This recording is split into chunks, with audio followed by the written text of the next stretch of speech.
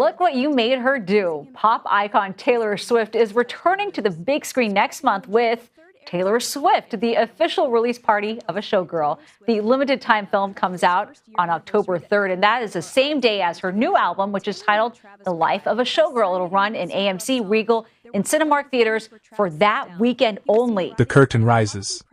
A single spotlight cuts through the darkness, revealing a woman glittering in sequins, applause crashing like ocean waves. This is how Taylor Swift wants us to enter her new era, an era she calls the life of a showgirl.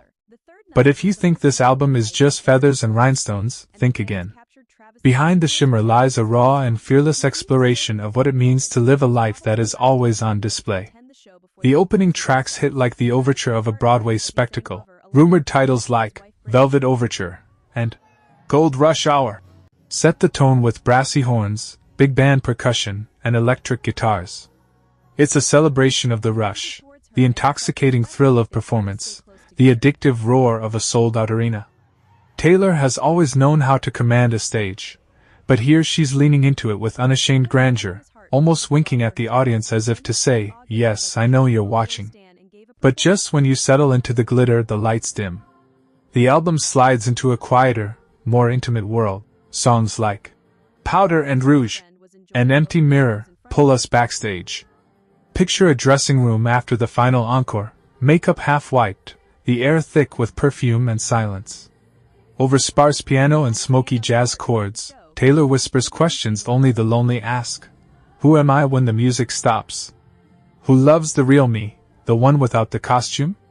It's classic Swift, honest, self-aware, and heartbreakingly beautiful. Midway through, the tempo lifts again.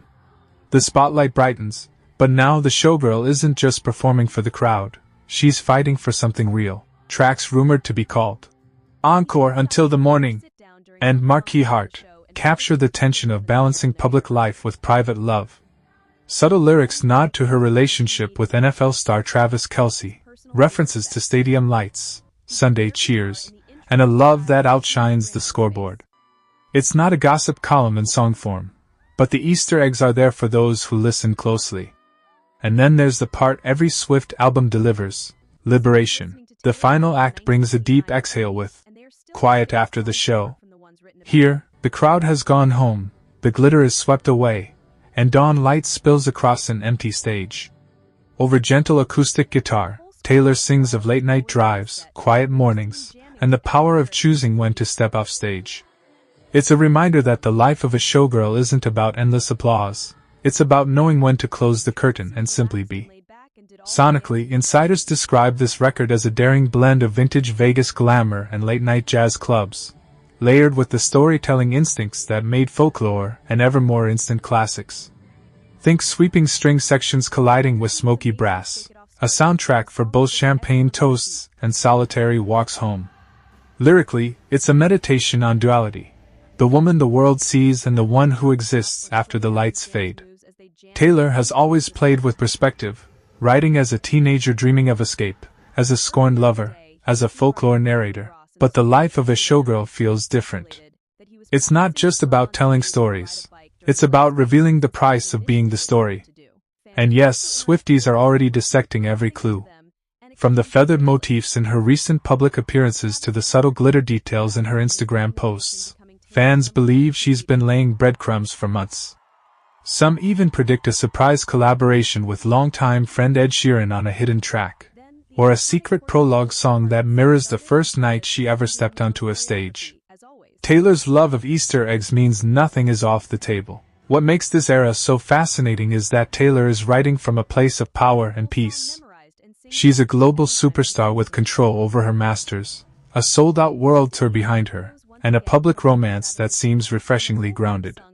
The life of a showgirl isn't a cry for freedom, it's a confident statement.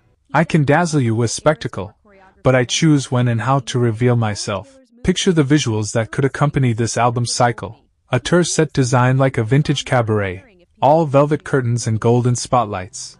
Music videos that slip between black and white dressing room solitude and Technicolor stage explosions. Expect nods to classic Hollywood, but with the razor-sharp lyrical detail only Taylor can deliver. As the final notes of Quiet After the Show fade, we're left not with the roar of a crowd but with the soft truth of a woman who knows the difference between applause and love. That's the brilliance of the life of a showgirl. It gives us glitter and intimacy, fantasy and reality, spectacle and silence, and asks us to see how they can all exist in one person. So when Taylor Swift steps into this new era, she isn't just putting on a costume. She's inviting us to witness the performance and the person, the showgirl and the soul. And maybe, when the curtain finally falls, we'll understand that the brightest lights often shine on the moments the audience never sees. Loving the story so far? Go ahead and subscribe. It's free, and it means you'll never miss the next update.